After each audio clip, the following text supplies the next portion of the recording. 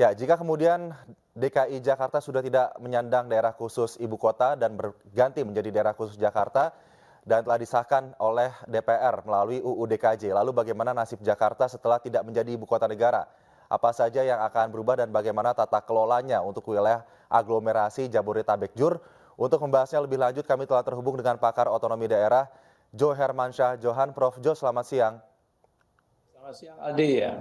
Oke, Prof. Jo, bagaimana terkait dengan penataan daerah khusus Jakarta berdasarkan UU DKJ? Pendapat Anda terkait dengan adanya kelurahan sebanyak 5% dari APBD, dana alokasi ya sebesar 5% dari APBD Jakarta, apakah ini berdampak pada kebutuhan anggaran Jakarta yang sudah tinggi?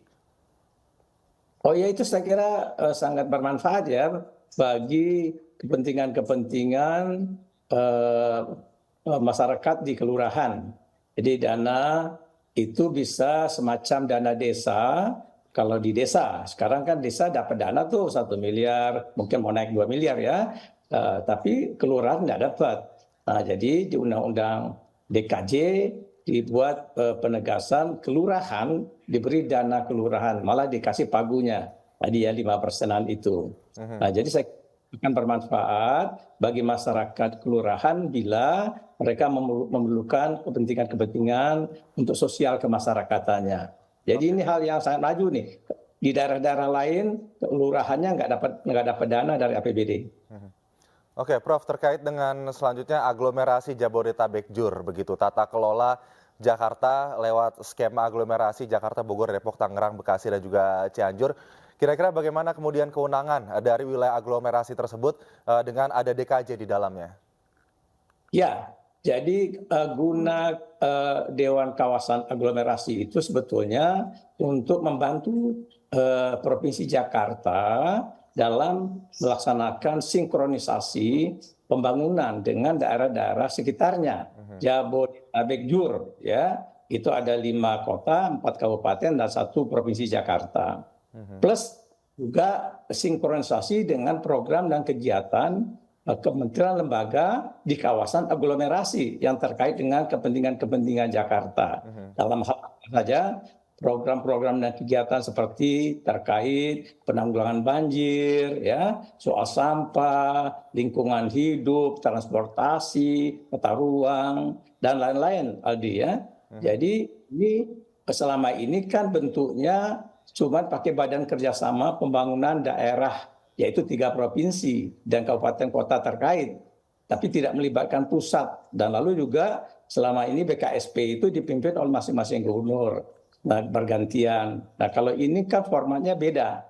Jadi ini sudah sinkronisasi, koordinasi, tidak hanya Pemda di 3 provinsi plus kabupaten yang terkait, juga melibatkan kementerian lembaga yang ada kepentingannya dengan kawasan aglomerasi. Kemudian juga kepemimpinannya ditarik ke atas, ya, yaitu oleh Presiden nanti ditunjuk untuk salah seorang pejabat penting yang senior barangkali ya untuk memimpin Dewan Kawasan Aglomerasi itu berikut juga dengan anggota-anggotanya.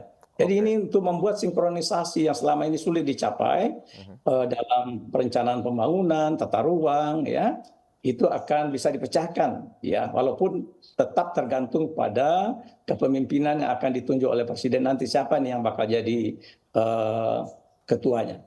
Oke, Prof, terkait dengan wilayah aglomerasi tersebut, begitu apakah nantinya jika kemudian dilaksanakan, ini banyak kemudian yang mempertanyakan nantinya kemungkinan ada tumpang tindih antar wilayah begitu, karena status DKI sekarang juga sudah bukan daerah khusus ibu kota begitu, tapi daerah khusus Jakarta saja. Bagaimana ini, Prof? Ya, saya kira itu tidak beralasan ya. Nah, saya lihat ini cukup menyelimet nih pengaturannya di RUU DKJ. Yang akan diatur itu adalah soal sinkronisasi dan dengan rinci disatukan lewat namanya rencana induk pembangunan kawasan aglomerasi. Nah, nanti itu menjadi suatu perencanaan yang terpadu di antara yang saya bilang tadi 5 kota, 4 kabupaten dan kota Jakarta plus program dan kegiatan kementerian lembaga. Jadi masing-masing tetap punya kewenangan di bidang otonomi daerah, tetapi yang terkait dengan daerah di kawasan aglomerasi, khususnya lagi program kegiatan transportasi, sampah, lingkungan hidup, Mhm, ya, air minum, mhm. nah, kependudukan itu. Jadi bukan urusan-urusan seluruhnya. Ada 32 urusan pemerintahan nih Aldi.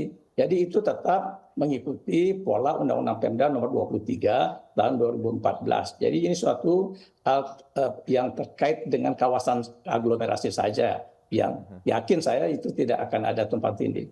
Oke, terakhir mungkin Prof, dampak yang akan dirasakan oleh masyarakat, khususnya masyarakat yang ber-KTP DKI ya, begitu, yang kemudian akan diubah KTP-nya di DKJ mungkin ya. Apa yang akan secara langsung dirasakan oleh masyarakat dengan hilangnya status daerah khusus ibu kota ini karena telah disahkan dengan undang-undang, kemudian menjadi DKJ? Ya, saya kira yang pertama ini DKJ ini juga spesial otonomi namanya. Mhm, Cuman bukan lagi the capital atau ibu kota, tetapi di bidang perekonomian nasional dan the global city.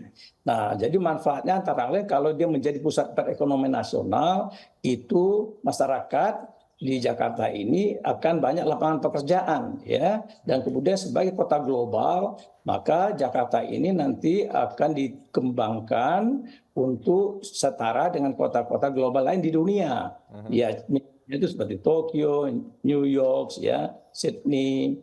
Nah, dengan begitu akan maju kehidupan kotanya, kepariwisataannya. Nah, itu bisa dimanfaatkan oleh masyarakat. Plus pelayanan publiknya pasti akan lebih meningkat ya, terutama dengan kecepatannya melalui pelayanan-pelayanan digitalisasi. Jadi akan banyak manfaatnya. Saya kira ini posisi Jakarta yang baru, apalagi dia diberi tambahan 15 kewenangan seperti Aldi singgung ya.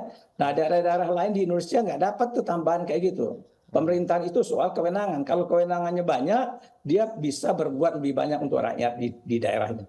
Baik, Prof. Johermansyah Johan, pakar otonomi daerah. Terima kasih Prof sudah bergabung bersama kami. Semoga akan lebih banyak dampak positif yang dirasakan oleh masyarakat dari bergantinya daerah khusus ibu kota Jakarta menjadi daerah khusus Jakarta dan melepas status ke ibu kota negaranya. Terima kasih, Prof. Jo. Selamat siang.